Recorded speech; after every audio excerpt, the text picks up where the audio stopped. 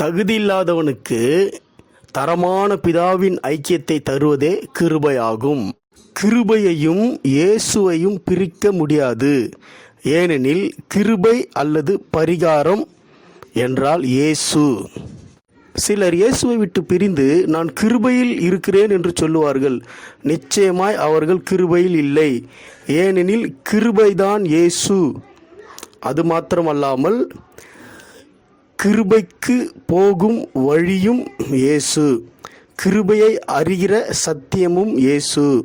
இதைத்தான் இயேசுவே சொன்னார், நான் வழியும் சத்தியமும் ஜீவனுமாய் இருக்கிறேன் என்று. பவுல் தெளிவுபடுத்துகிறார், கிருபையினாலே விசுவாசத்தை கொண்டு ரட்சிக்கப்பட்டீர்கள். அதாவது பிதாவோடு கூட மறுபடியும் இயேசுவின் நாமத்தினாலே ஐக்கியப்பட்டோம் என்பதே.